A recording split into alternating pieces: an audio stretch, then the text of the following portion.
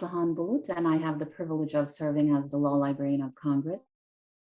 Each year, we celebrate Constitution Day with a lecture by a distinguished legal scholar.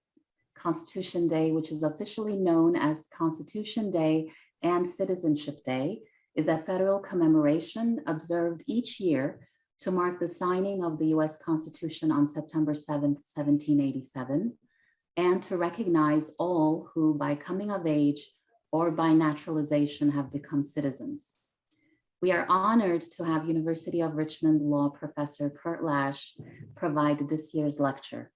Professor Lash holds the E. Claiborne Robbins Distinguished Chair in Law at the University of Richmond School of Law and has published widely on the subjects of constitutional history, theory, and law. Professor Lash has just published a 2-volume collection of original documents relating to the framing and ratification of the 13th, 14th, and 15th Amendments, titled The Reconstruction Amendments, Essential Documents. Professor Lash's lecture is titled The Transformation of the Bill of Rights, Incorporation Doctrine, and the 14th Amendment. Professor Lash's lecture will explore the history of the Bill of Rights and explain how those rights came to be protected against state abridgment by the 14th Amendment. Professor Lash will take questions from the audience at the end of his lecture. You can type your question at any time using the Q&A feature. Please note that this session is being recorded and the recording will be posted online. Any comments or questions will become part of the recording. And with that, I am pleased to turn the floor over to Professor Lash. Thank you, Aslihan. It's such a pleasure to be here and to have a chance to be honored with the opportunity to talk about the Bill of Rights on this day when we're celebrating our annual national holiday for celebrating the Constitution. I'm sorry that we're not doing this in person, but on the other hand, you get to see me without a mask. So that's whether that's a good thing or bad thing. I hope it's good. But it also gives me a chance to not only talk about the transformation of the Bill of Rights, but also to give you a chance to maybe visualize how that actually occurred. So I'll probably take about 30 minutes to work through some history, and then we'll open it up for a broader conversation. Let's get into the transformation of the Bill of Rights. Okay, so what we call the Bill of Rights is actually the first 10 amendments to the American Constitution added to that document, 1791. And the amendments that are listed in those first 10 amendments contain some of the most cherished rights that we have as American citizens: our right to freedom of religion, also our right to freedom of speech and freedom of press, freedom of assembly, freedom to petition government for redress of grievances, and also our due process rights. Our rights not to be deprived of life, liberty, or property without due process of law, including the trial and jury process. We have grown up celebrating the Bill of Rights and celebrating the Bill of Rights not only in our learning and in broader speeches, but also in American culture, in movies and essays and plays, and some of the most important speeches of all time, talking about the rights that are listed in those amendments and how they created this sweet land of liberty. Now, the Supreme Court, of course, has always played a very important role in enforcing those amendments, and we simply know that we can trust the Supreme Court to protect us against any kind of abridgment of our rights by any kind of state of official. In fact, in one of the most famous Supreme Court cases of all time, West Virginia Board of Education against Barnett, the Supreme Court struck down a state law that required students to salute the flag and to say the Pledge of Allegiance, even against their religious scruples. The Supreme Court struck down that state law requirement, and in doing so, the court announced what it believed to be the purpose of the Bill of Rights. According to Justice Jackson, the very purpose of a Bill of Rights was to withdraw certain subjects from the vicissitudes of political controversy, to place them beyond the reach of majorities, and to establish them as legal principles to be applied by the courts. One's right to life, liberty, or property, to one's freedom of worship and assembly and other fundamental rights, these may not be submitted to vote. They depend upon the outcome to no elections. This was the statement of the Bill of Rights and what it meant to the American people. And since that day, we've gone on to numerous, actually uncountable Supreme Court cases that enshrine those principles in our expectations of what it means to be a free American citizen. As a country, we celebrate this Bill of Rights when we go to the National Archives, those of us who have a chance to go there. It's just right down the road from where I live here in Richmond, Virginia. And when we look at the particular case that contains the Bill of Rights, we believe that we're looking at a statement that has always protected our individual freedom. Well, it may be that we're wrong about what we see and wrong about how it happened. The document that's actually on display in the grand rotunda in the archives does not contain the words Bill of Rights. The document has no title at all. It just has a list of amendments. And when you read the opening words of those amendments, you'll find that they address themselves to Congress and not to the states.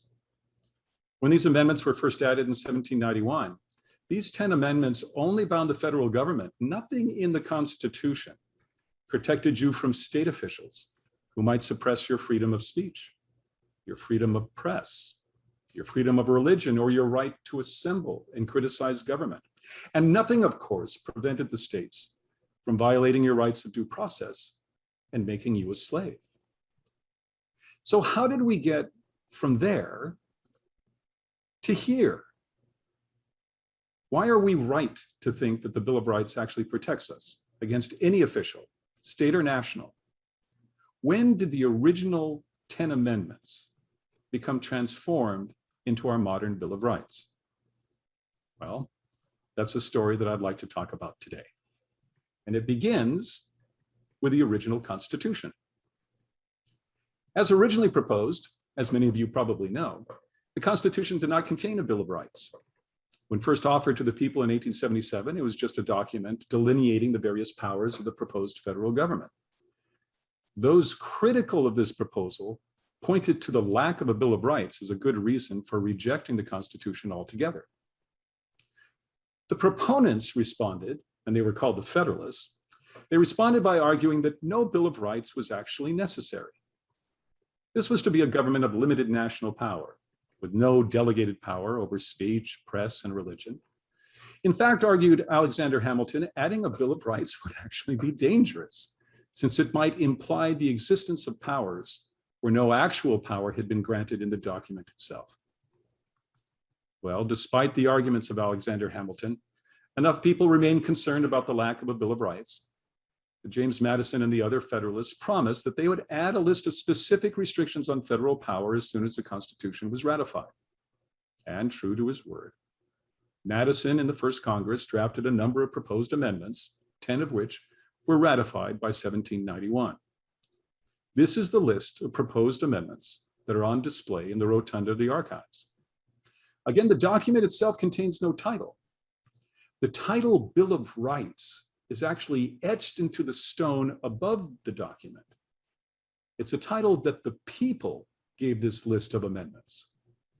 Why they did that and how the people understand those amendments requires telling a story of what has changed since 1791. Now, as I mentioned earlier, the first sentence of the First Amendment declares that it is the National Congress that may not establish religion or abridge freedom of speech. The last sentence of the Bill of Rights declares that the people in the states retain all powers not delegated into the hands of the national government. In other words, from the beginning to the end, from the first word to the last, the amendments address themselves to limiting the powers of the national government and not the states. This, in fact, was the express ruling of the Supreme Court of the United States, Chief Justice John Marshall, and his opinion in Barron v. Baltimore. The Bill of Rights have their provisions directed at the federal government. They simply are not applicable against the states. In other words, the Bill of Rights was a Bill of Rights for the states. It represented the founding era's commitment to federalism. This was an idea that liberty is best preserved by limiting the powers of the central government and preserving as much power as possible to the local governments, or in our case, the state governments. Now, as I noted earlier, the original Bill of Rights, through this system of federalism, left state governments free to decide whether to continue the practice of slavery, which had begun under British colonial rule.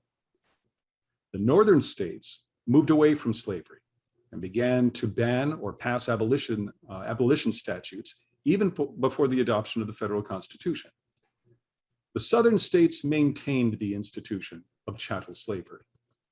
And this regional divide over slavery ultimately produced two different theories of constitutional interpretation and the proper understanding of the Bill of Rights.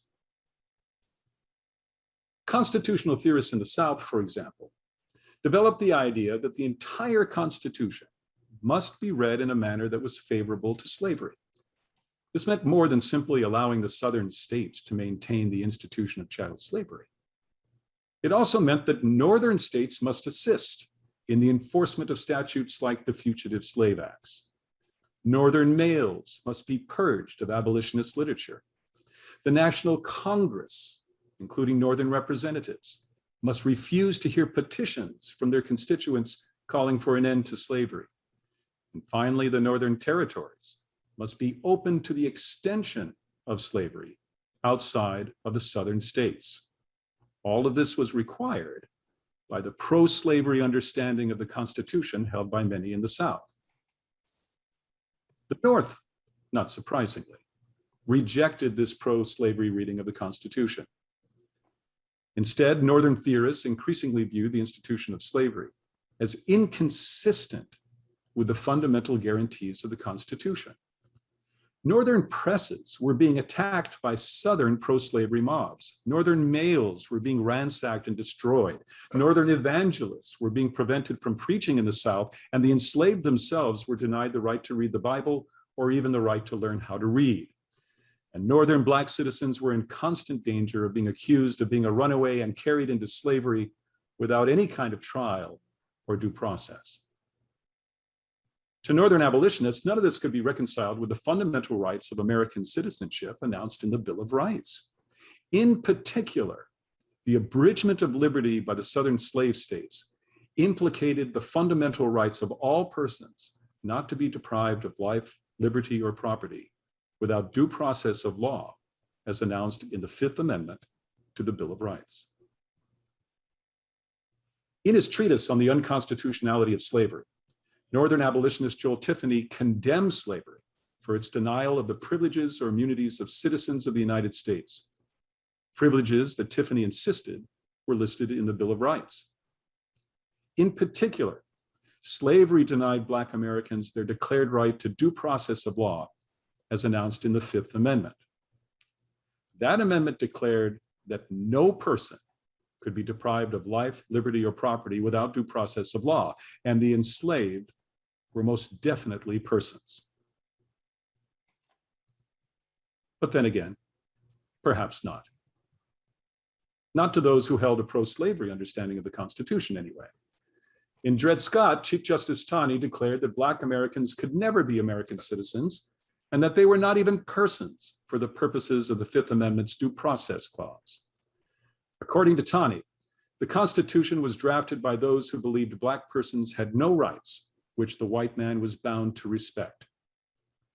Taney's opinion was the epitome of pro-slavery constitutional theory. It was also balderdash. At least, so declared Northern constitutional theorists like Frederick Douglass. Pointing at provisions like the Due Process Clause, Douglass insisted that a proper understanding of the Constitution pointed away from slavery and towards freedom. The word slave was not in the Constitution. The word person was, however, and enslaved Americans were undeniably persons who were being denied their fundamental constitutional rights. Lincoln and the Republicans shared this pro-freedom reading of the Constitution. And even if the Constitution and federalism allowed Southern states to maintain slavery, that same Constitution obligated the federal government to oppose slavery wherever possible, including in the territories. When the Republicans won the presidential election of 1860, Southern states chose to secede from the Union. and war came. It would be in the aftermath of that war that the victorious Union and the Republican Party would transform the nature of American freedom, including the Bill of Rights. This is an artist's drawing of the moment the House of Representatives ratified the 13th Amendment. The passage of this amendment represented the moment that the country rejected pro-slavery constitutionalism and instead placed a pro-freedom gloss on the entire text, including the Bill of Rights. Listen to James Wilson's words in his speech introducing the 13th Amendment. Wilson declared that the Bill of Rights are enumerated privileges or immunities of American citizens, and that these privileges and immunities include freedom of religion, speech, press, and assembly. Wilson then declared, after listing and enumerating these rights, with these rights, no state may interfere. With those words, Wilson transforms the original Bill of Rights. Or better, he reveals that the Bill of Rights, at least in the eyes of the people in the North, has already been transformed. Instead of protecting states, the Bill of Rights obligates the states. No state may properly abridge these privileges or immunities of national citizenship. The problem was, even after the adoption of the 13th Amendment, nothing in the text expressly enshrined this new understanding of the Bill of Rights.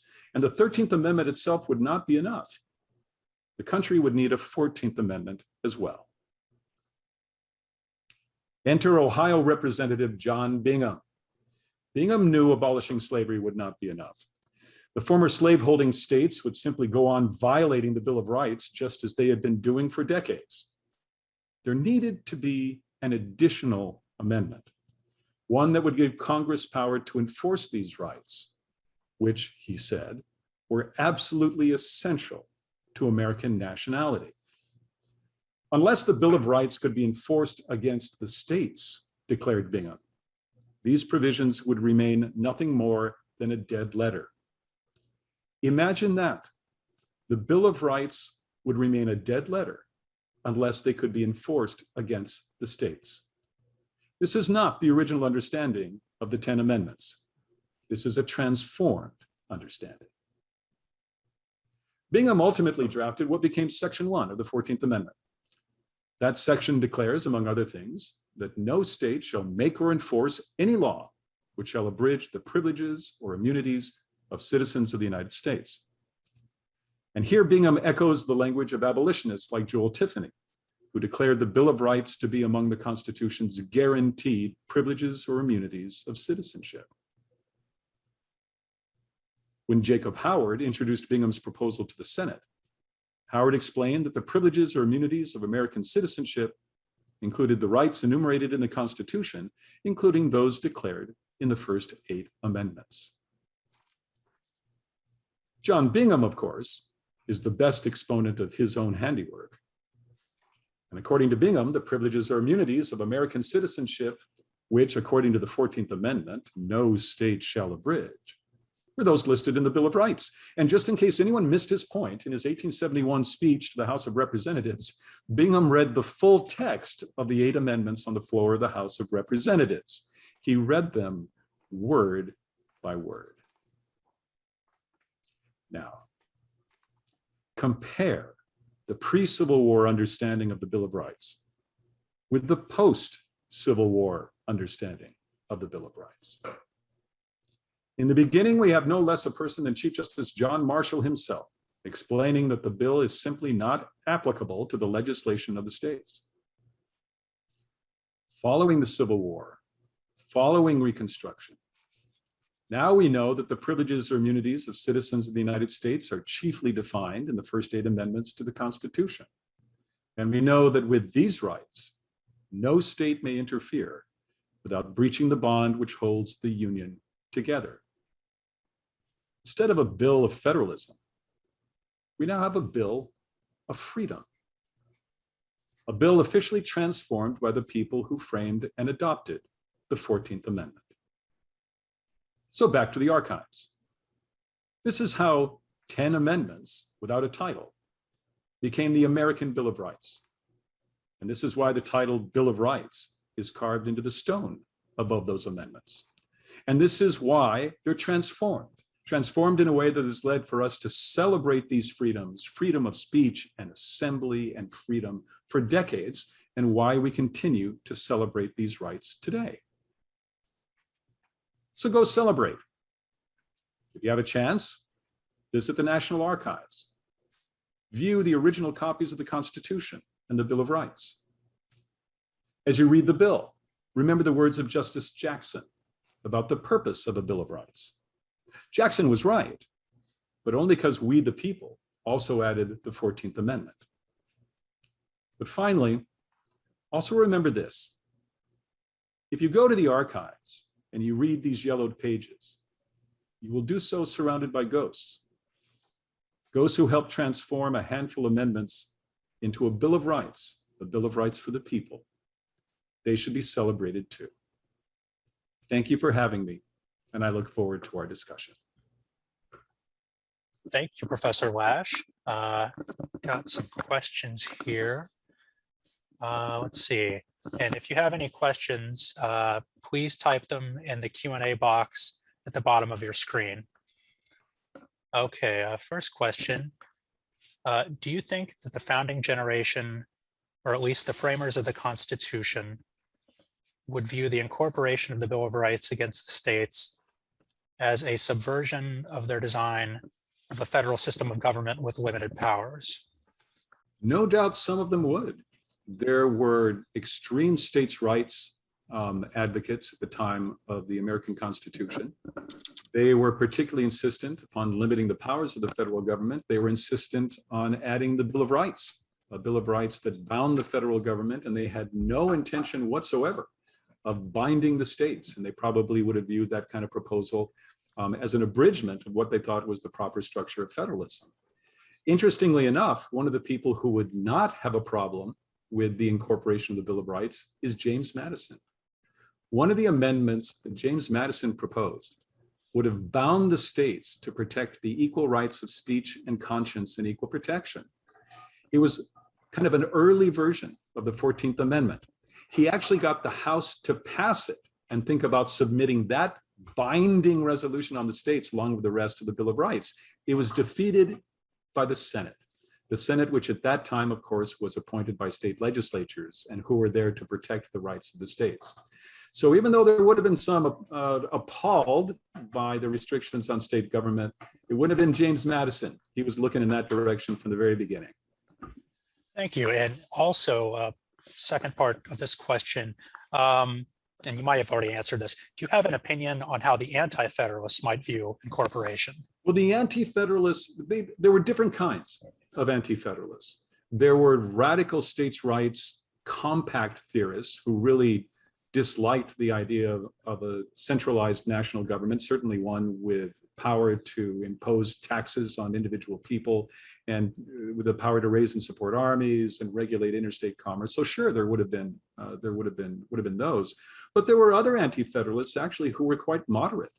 They simply wanted some guarantees that the federal government would not be tyrannical. And so they supported the Constitution as long as it had an additional Bill of Rights. And I think that those moderate anti-federalists potentially would not have any problem at all with adding a 14th Amendment that required the states to protect these individual rights as well. Their idea in the beginning was that state governments could be trusted. But maybe after the experience of slavery and the attempt by state governments to entrench slavery to the point of denying anyone's freedom, Black or white, maybe some of those anti-federalists would have, in their desire to promote freedom, would have had more expansive views of extending the Bill of Rights, not just to the federal government, but to the states. So it would depend. It would depend on which anti-federalists we're talking about. Thank you. Let's see. Got a question. Did the Emancipation Proclamation have any role in laying the groundwork for the Reconstruction Amendments? Yes. Although, I mean, and here, there are so many people who've written extraordinary work on the role of the Emancipation Proclamation and how it helped solidify in the conscience of the North that something greater was happening than simply bringing back these rebels into constitutional state governments and preventing the destruction of the Union. When Lincoln issued the Emancipation Proclamation, he committed the North to freedom, and he turned freedom into one of the purposes for the war and gave it a moral dimension that it might not have had prior to that time.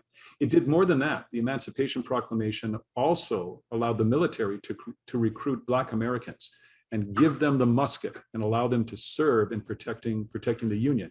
And that had an enormous impact on the understanding of the people of the North that these were common citizens who were commonly giving the last measure of their devotion to protecting the United States. How could you deny these people their freedom after the Civil War? Because remember, the Emancipation Proclamation might not have continued to be in operation after the end of the war. So how could you deny them an amendment establishing the freedom of Black Americans? But even more than that, they had carried the musket. And to carry the musket is to be a citizen. And one of the things that the 14th Amendment does in its opening sentence is declare that all persons, no color there, all persons born or naturalized in the United States are citizens of the United States. And it's the Emancipation Proclamation, and it's opening up the Union to the idea of freedom and also the idea that these were common citizens involved in saving the Union that created the momentum that was going to get Section 1 of the 14th Amendment and bring the rights of citizenship to all people, including Black Americans. So yes, a big impact. Okay, next, do you think that the use by Justice Alito in McDonald v. Chicago of both the Palco v. Connecticut, implicit in the concept of ordered liberty, and the Snyder v. Massachusetts traditions and the consciences of the American people rules taken together, as done by Chief Justice William Rehnquist in Washington v. Glucksberg, to determine whether to incorporate the Second Amendment as understood by Justice Scalia in the Heller case has changed the traditionally understood Palco rule for incorporation. Should the court have instead used Justice Thomas's privileges or immunities approach for applying the Bill of Rights to the states, despite the hurdle of getting past the slaughterhouse cases? That is a wonderful question. It requires an extended answer because it takes us beyond the history that I presented in this presentation. What I proposed in the presentation that I put forward was that the original Bill of Rights was a federalism-based collection of amendments, but that we, the people of the United States, saw over time those declarations in the first 10 amendments not as statements of federalism, but as statements of freedom. And once they were understood as statements of freedom, then it became a moral imperative that they be applied against any state official, any government official, federal or state. And I quoted you the ideas of the people who actually drafted the 14th Amendment as carrying that idea, including especially John Bingham, the drafter of the Privileges or Immunities Clause. And I proposed that Bingham would have viewed the Privileges or Immunities Clause as applying, as requiring states to respect provisions in the Bill of Rights. Jacob Howard as well, the most famous speech in Congress regarding the proposed 14th Amendment was Jacob Howard's, and Jacob Howard was on record in newspapers published across the country that this is what the Privileges or Immunities Clause was going to do. It was going to make the states respect the Bill of Rights. And then I ended my story saying that had happened, and over time, we have come to expect the Supreme Court to protect those rights in exactly the way Bingham had hoped, that he would apply those rights against state governments. What I didn't say, and that many of you know, is that when the court decided to require states to enforce the Bill of Rights, the court did not do so by way of the Privileges or Immunities Clause. The court chose instead a different sentence in the 14th Amendment, the Due Process Clause, which says neither nor shall any state deny any person life, liberty, property without due process of law. The court, towards the end of the 1900s and into the 20th century, interpreted the Due Process Clause as containing a substance of liberty that could not be properly denied without especially strong justification. And the court, for example, said liberty of contract for a while was one of those liberties that could not be abridged without especially strong justification. The court also embraced other rights, freedom of speech, it viewed as a substantive due process liberty, and eventually freedom of religion. And so around the early decades of the 20th century, you began to see Bingham's dream slowly but surely being realized, but not by way of the Privileges or Immunities Clause, but instead by way of the Due Process Clause. And early cases like Palco, and we don't, again, some of you will know those, some of you are Googling those even as we speak, some of you are learning about those in law school. It's all right. Palco is simply one of those cases where the court relied on the Due Process Clause and this idea of substantive due process as a means for authorizing the court to identify really important rights. And once it identified a really important right, it would make states enforce that really important right. And it used formulations from different cases like Palco that tried to create a test for understanding what a fundamental right might be. Since, say, the late 20th century, a number of historians have begun to look back at the history of the 14th Amendment, reread the speeches of John Bingham and Jacob Howard, revisit the idea of the Northern abolitionists, including constitutional abolitionists like Frederick Douglass and Joel Tiffany and Lysander Spooner, Samuel Chase, and a whole variety of them. And they've created a large body of evidence suggesting that the court should go back and instead of incorporating the Bill of Rights by way of the Due Process Clause, it should instead rely on the Privileges or Immunities Clause, as was intended from the very beginning. Justice Thomas on the Supreme Court and Justice Alito on the Supreme Court have both suggested that the court should stop pretending that it's the Due Process Clause that makes the Bill of Rights binding against the states, but instead the court should track the original understanding of the text as the people themselves wanted the text to be applied and go back to the Privileges or Immunities Clause. The court was encouraged to do so a few years ago when it was trying to decide whether or not to make the Second Amendment right to bear arms applicable against the states. There was a lot of questions regarding whether or not the court was finally, after 2 centuries, going to incorporate the Second Amendment against the states.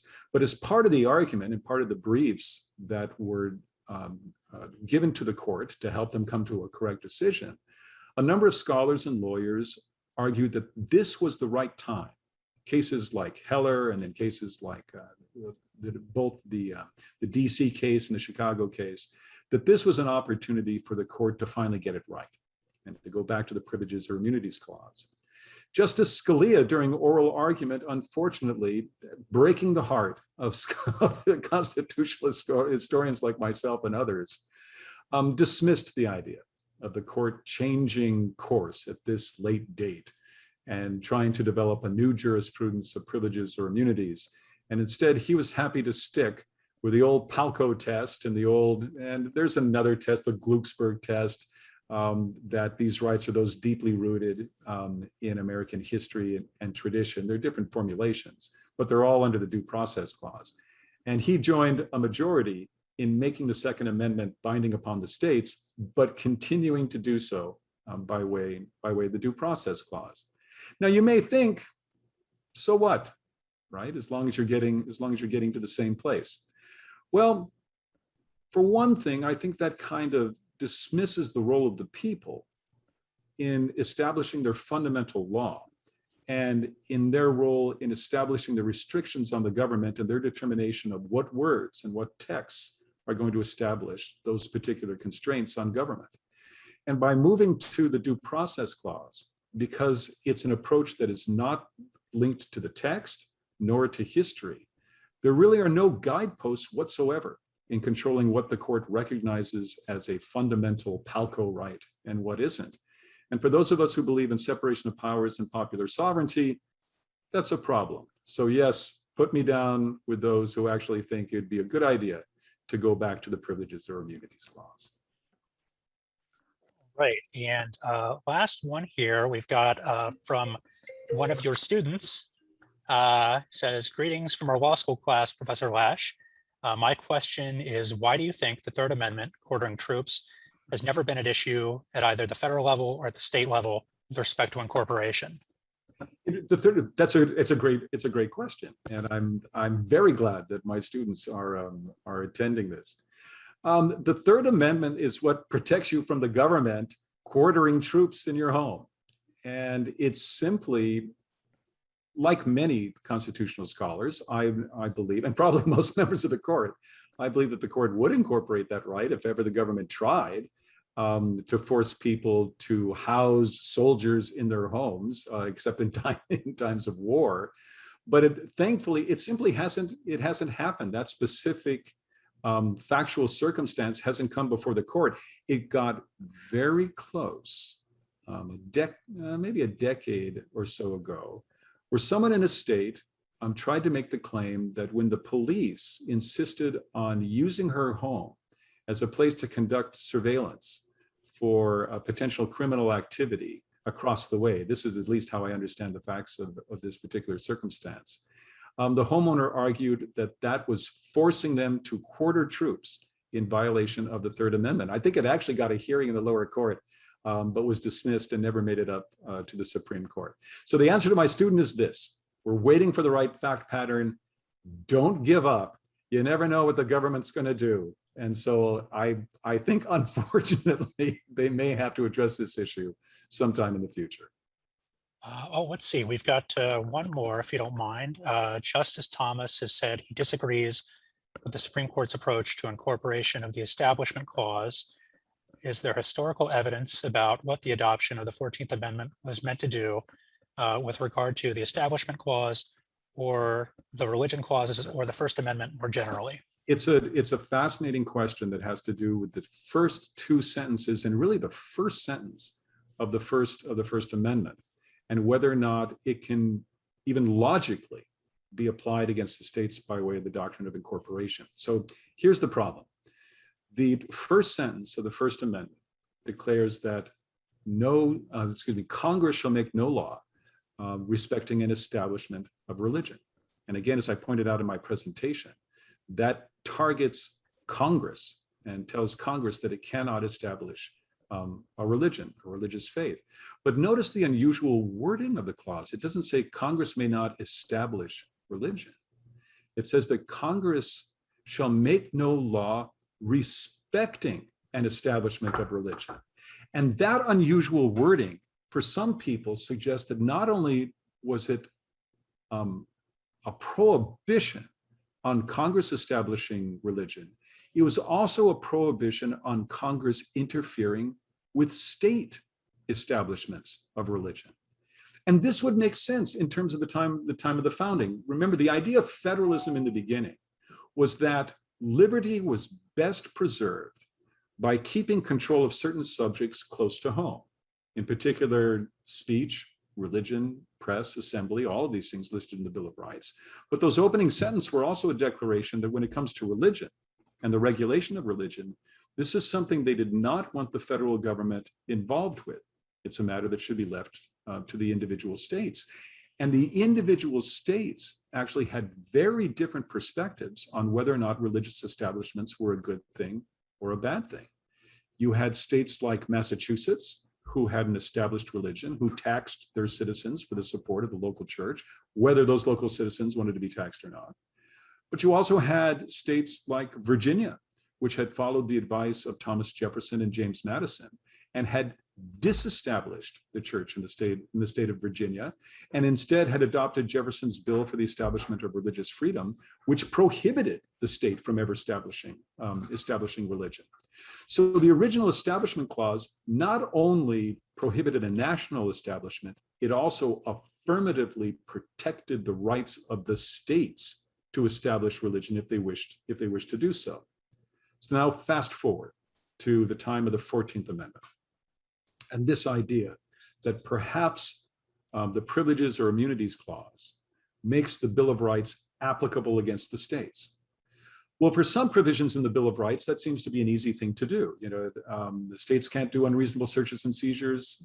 The federal government can't do unreasonable searches and seizures, and states, therefore, can't do unreasonable searches and seizures. Freedom of speech can't be abridged by the federal government. Freedom of speech can't be abridged by the states. But how do you apply the sentence, no, Congress shall make no law interfering with state establishments against the states.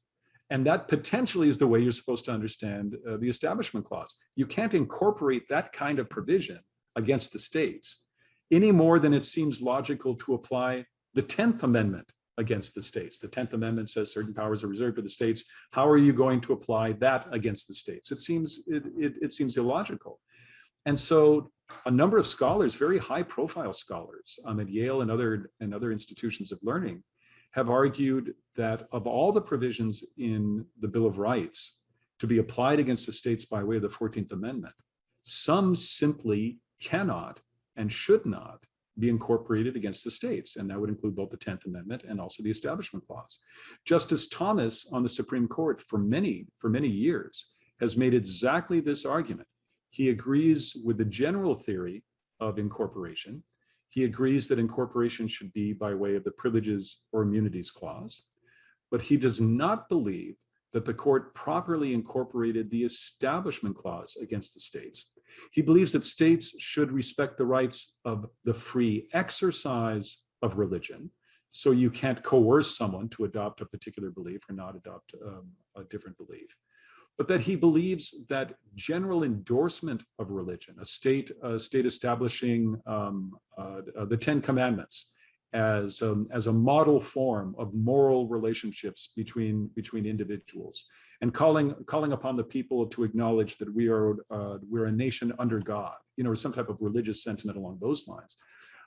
Justice Thomas believes that that should be perfectly fine, that the Establishment Clause doesn't bind the states. The states simply have to respect the free exercise of religion as it goes about still endorsing religious belief. So he kind of would take the approach that I guess you would look to England, where you have the head of state, who's not only the head of government, the Queen as a secular ruler, but also is the head of the Church of England.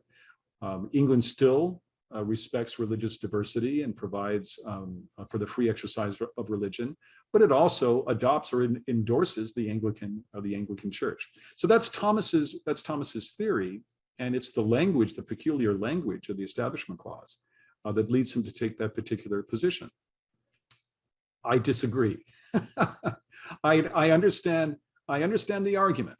I understand that textually it probably is true that the original Establishment Clause was as meant to protect state establishments as it was meant to forbid federal or national establishments.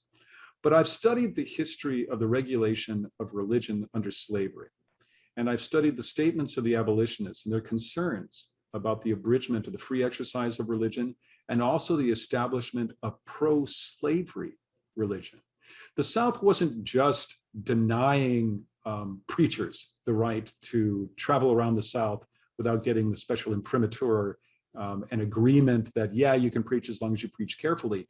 The Southern states controlled the content of preaching. They controlled which passages of the Bible you would be allowed, to share. And one of the passages that you would not be allowed to share would be the passages in Exodus and the Hebrew slaves being freed by God from tyranny under Pharaoh. So it wasn't just a restriction on what kind of exercise of religion was going to be allowed in the South. It was actually an imposition of a particular form of Christianity, a pro-slavery form of Christianity that was established in the South under slavery. And there are numerous examples of Republicans and abolitionists and members of the 38th and 39th Congress pointing to exactly that type of control of religion that was no longer going to be allowed after the adoption of the 13th and 14th Amendments. So, and then when you add upon that, people like John Bingham, who actually quoted the Establishment Clause as one of the privileges or immunities that now is going to be enforceable against the states by way of the 14th Amendment, I'm convinced that Bingham wasn't alone, that this idea that governments should not establish religion was a lesson that they had learned through the experience of the struggle against slavery, and that the Establishment Clause is as much an appropriate clause for incorporating against the states as is any other provision in the Bill of Rights. And just as soon as Justice Thomas invites me to his chambers, I'd be happy to discuss it with him. Thank you, Professor Lash, so much for a fascinating lecture. And with that, I would like to turn it over to Jean Dennis, the Deputy Assistant Director of the American Law Division of the Congressional Research Service. Hello, thank you for including me in this program today. I'd like to thank the Law Library for sponsoring this Constitution Day program.